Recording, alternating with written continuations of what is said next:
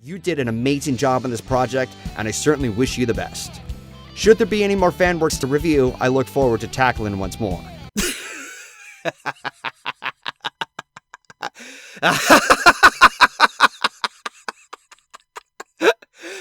Have I seriously gotten that out of touch?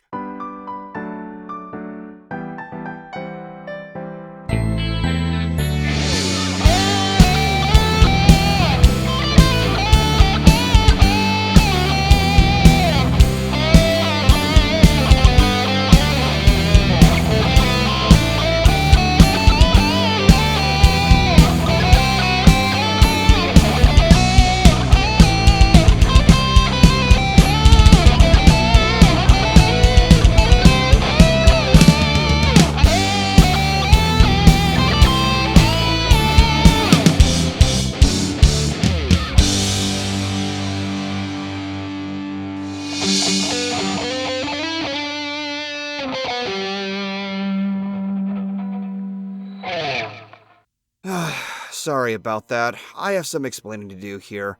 As you've seen for a while, making MLP reviews has been a bit scarce. Most of the time they were cup of joe bits, and I still have a few overdue projects. But with fanwork reviews, there was a part of me that I didn't acknowledge before. Over the course of reviewing them, I hoped that my critique of their work would help them improve themselves. And in some cases, it was well appreciated. Zachary Rich, for instance, the animator for Double Rainboom, complimented my review as well as duo cartoonist after I reviewed Children of the Night. Unfortunately, they're outweighed by the sad circumstances that followed. Silly Philly Studios, the team behind Snowdrop, closed down due to the frustrating nature of YouTube's algorithm. Double Rainboom was privatized after the harsh feedback from people like Josh Scorcher. Jan Animations got a cease and desist letter from Hasbro over Button's adventures, as well as a majority of his pony content in 2014. And during the panic of Kappa, duo cartoonists shut off their channel in fear of getting fined that alleged $42,000. That alone struck a harsh note to me, as they were my favorite animators in the fandom. Hell, I was heavily requested to review the project The Moon Rises after reviewing Lullaby for a Princess. And speaking of, that got labeled as made for kids, which closed down the comments. That was detrimental in my review, since I brought up how speculative the comments were in anticipation in seeing the project's full completion. Now, thankfully, Warpath took care of that issue, and it has been said that duo cartoonists expressed their interest in stepping outside of MLP. And personally, that's fine. Being more universal in your content is a major step in life, but deleting your channel entirely? Seriously?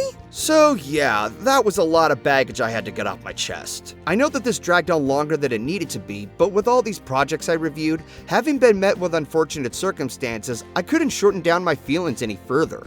It seemed like my contributions to them amounted to nothing. Now, those projects have fortunately been saved and preserved by other users online, but the damage is still done regardless. Except for one that I reviewed. One that survived, and it's gained a second part that was overdue for me, since it's been sitting on the back burner for a while now. The Brony Chronicles Part 2 by Saberspark. I reviewed the first one years ago, but admittedly offered so little to critique, a part of which I stated that I didn't have enough to cover until a later release. At the time, I said it was going to be a 3-parter, but as it turns out, it's 2. And admittedly, I was pretty biased in supporting it, since I interacted and had an acquaintanceship with both Saberspark and Paleosteno. Over the years, however, I became a bit disconnected as I focused more on Friendship is Magic. Even then, they contribute, but not as much. So, in an attempt to keep myself neutral, I'll do what I can to keep the rose-tinted glasses off, and break down what worked in this installment. So as Part 1 revolved around the history of both My Little Pony and Hasbro, Part 2 dives into the fandom itself and the social standards that they had to face. Once again, there are interview clips from many fandom contributors, such as Dusty Cat, D-Notive, and AC Racebest, each of which share their own input through the many discussions and sources of the given topics. And for the most part, they're very genuine on the situation, and some even share some insight that I didn't even think about.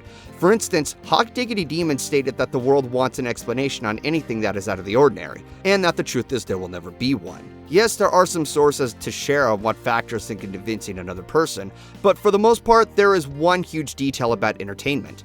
It's subjective.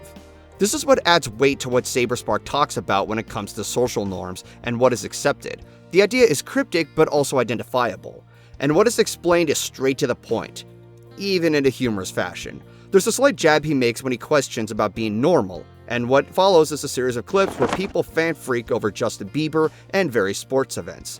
It goes on longer than it needs to, but it definitely illustrates how what is identified as normal is kind of a fruitless debate. On the contrary, in an attempt to play the devil's advocate, Saber does elaborate that when it comes to loving something out of the ordinary, the commitment naturally does come into question. Gender roles in particular in grasping what is perceived and how it's changed. An adult male, as a given example, providing support and devotion to something that was marketed for little girls does come off questionable. This part of discussion helps balance out the viewpoints on the obstacle the fandom has to deal with, and provide more than one side of her perception without being too mean-spirited. I did mention this before when I reviewed part 1, mostly how flawed the fandom was in and of itself, by mentioning the previous mistakes, like the incident with the Las Pegasus Unicon or the drama that happened at the first hosting of Everfree Northwest. Unfortunately, that came off as being too desperate in that regard, and basically just rushed the review afterwards. But this does continue, however, as we see the interviewees talk about how they would react to seeing their younger selves, and with no surprise, they came off pretty negative. This is mainly because of their prior judgment that has been played up, especially when the single-minded networks and popular names like College Humor discourage the fandom into utter insecurity. They did not want to be singled out for enjoying something that is largely frowned upon by their peers. If somebody's a brony out there, write us a little comment on the Facebook wall and explain this, because we're kind of creeped out by you. It takes a lot of people to make the world. Indeed, it does. Yes. 18-year-old me would probably be a little more skeptical, and 12-year-old me would be thinking, what the hell are you doing? I'd say, what are you doing, you freaking moron? Yeah, he will think, dude, what the hell? If my past self could see my current self, it would run away screaming. Another disturbing trend? Yes. Bronies are brothers in ponies. These are grown men who stay home from work and have now started filing for disability like Baby Man because they love My Little Ponies so much, and they like going to chat rooms and discussing My Little Ponies, like, you know, the subtexts and plots, that now they cannot work because they become obsessed with My Little Ponies. Are you serious again? I'm serious again. My past self would be laughing at me because my past self was very self-centered and young and didn't get it, right? We all didn't get it when we were young. Those were indicators, but this phenomenon of brony conventions, I think, clearly was foretold in the book of Revelation. This is it. We are toast. It is over. Please get those pictures off of my show.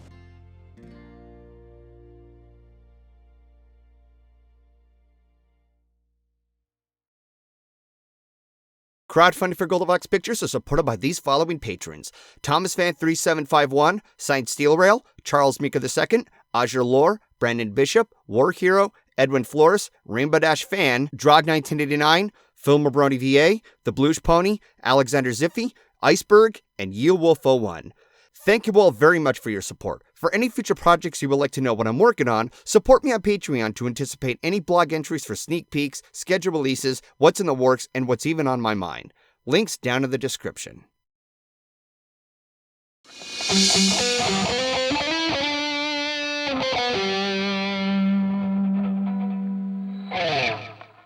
For something to bring in a positive perspective, Saber mentions another part of the fandom that does a very convincing job: Bronies from the military. On average, members of the military are seen as people who are trained in heavy combat and are presumed to be in games like Call of Duty, Halo, or many of the popular shooter titles that nowadays are kind of parodied.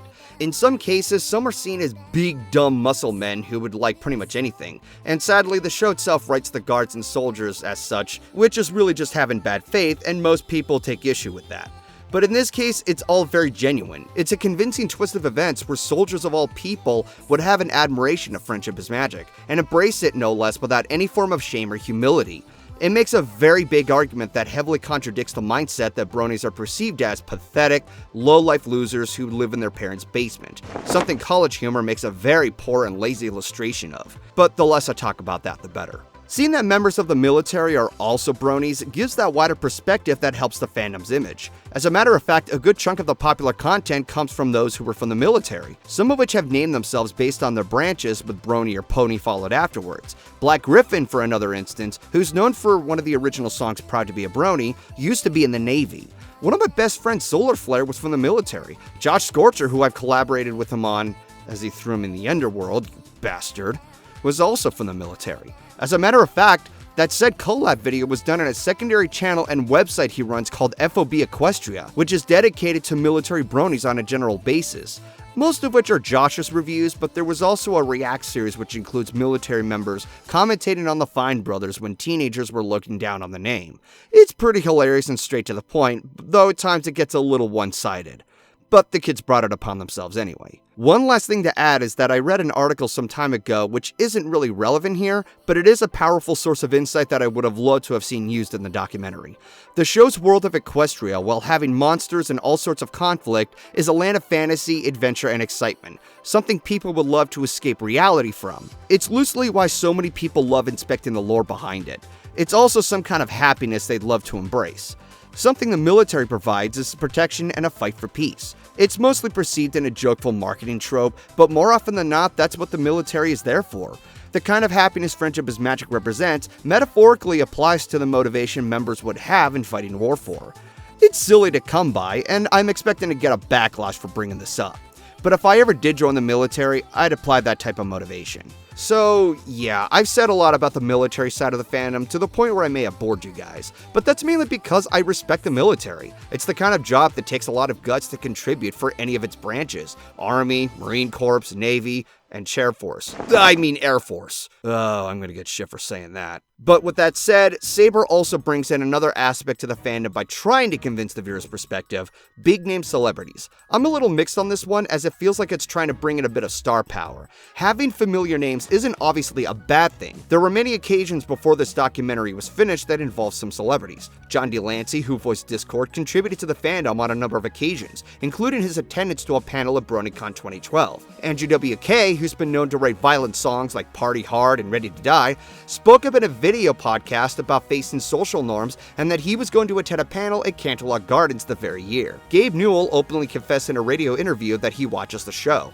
All three of these names have been mentioned in the documentary, and because of their confessions and contribution, they don't badly reflect anything. Unfortunately, however, what follows is this ending statement Saberspark makes before moving on to the next subject. For the celebrities who watch the show, they were able to help the Brony image. It makes a person think, if this celeb I like actually enjoys the cartoon, maybe it's not so bad after all. Every bit helps, and it gives Bronies a more positive image in the eyes of mainstream society. I hate to say it, but that's a pretty shallow argument. Just because someone you look up to is into something you wouldn't like does not mean you have to change your mind and follow their interest. I once was told that Lauren Faust, who I respected for bringing the show out in the first place, also admitted that she liked watching The Amazing World of Gumball. I won't go into specific detail here, but Gumball was one of the most frustrating shows I've ever watched when I sat through the first 5 episodes. But if Lauren Faust likes the show, does that mean I have to like it too? Of course not! By that logic, what does that apply for those who idolize other big names who either smoke, drink, or do drugs? Hell, some of them have been caught in committing crime. I get this was meant to illustrate that even when celebrities are into things you'd least expect, it's a matter of just respecting them as long as it doesn't inflict any harm. Honestly, however, that was not very well worded. It almost came off misleading and can steer the argument in a very bad direction. Comparatively, the contributions I mentioned earlier is enough. I alone am convinced by John DeLancey's support by attending BronyCon 2012 and the big speech Andrew made explaining his feelings about oddballs against the social norms in our society. What they provide is something more to think about than just blindly following what celebrities like to do. And I think ponies are great, and for all those folks who don't like ponies out there, fuck you! I'm just kidding. I don't care if you don't like ponies.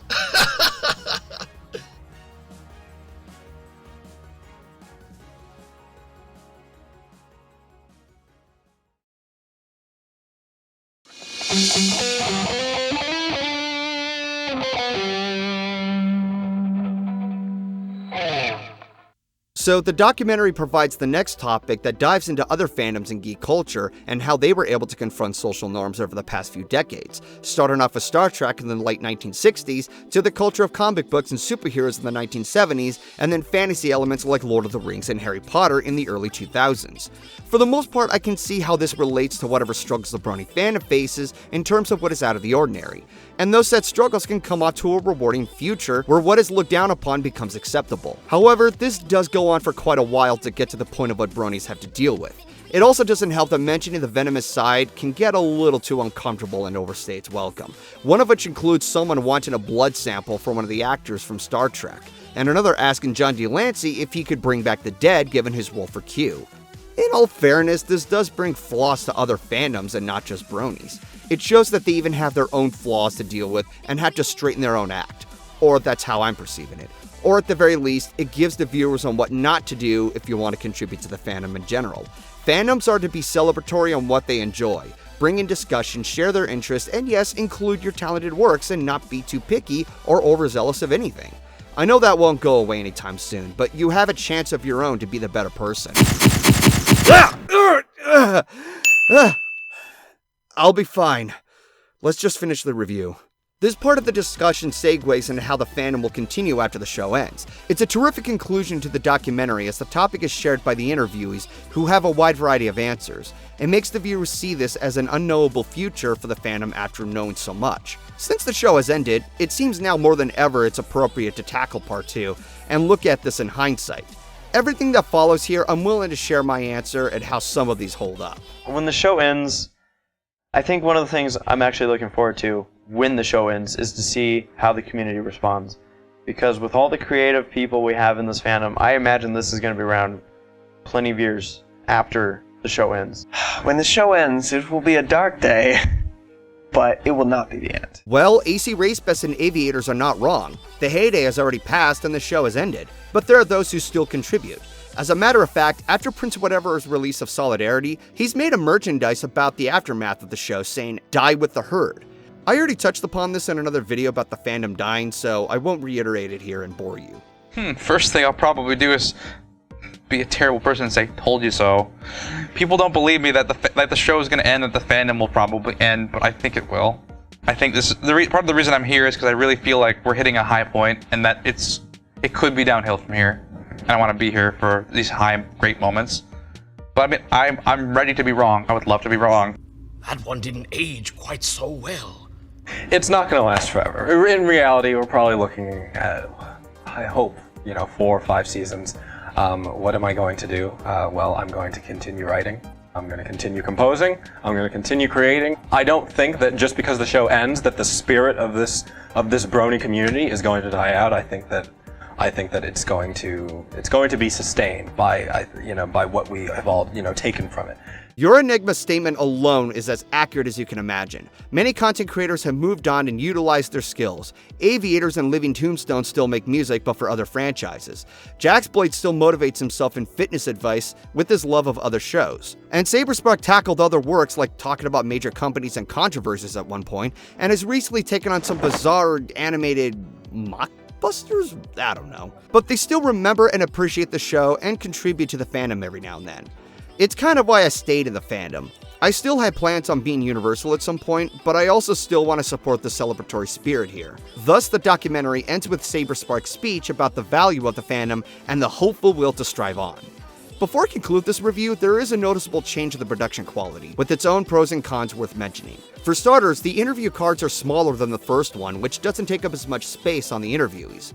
On the other hand, this one doesn't have as many chapter transitions as part 1 did. But what's more disappointing is that whenever there was somewhat of a transition, they only appear in one form: chalkboard writing. Now that in and of itself has its authenticity with some frame-by-frame visuals and matching the spirit of Friendship is Magic. But in part 1, the transitions had many individual forms that left a better impression on me. I'll never forget the Generation 4 transition by Omega Ozone, where a scroll popped out sketching out the main 6 and then reviewing Fasticorn. Same thing with Shibra Point's transition from the birth of a franchise, resembling both the history of My Little Pony and having the visual equivalent of a TV ad. At the very least, there are a few animation pieces shared in support of Saberspark's narrative with anonymous figures. It sadly isn't used as often as I would hope for, but they do their part well enough.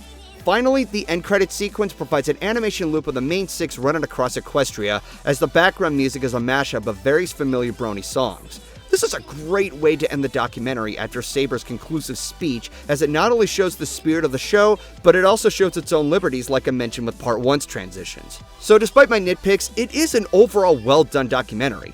As far as comparing it with others of concern like I did in part 1, I don't want anyone else's work looked down upon. Quite the opposite, actually.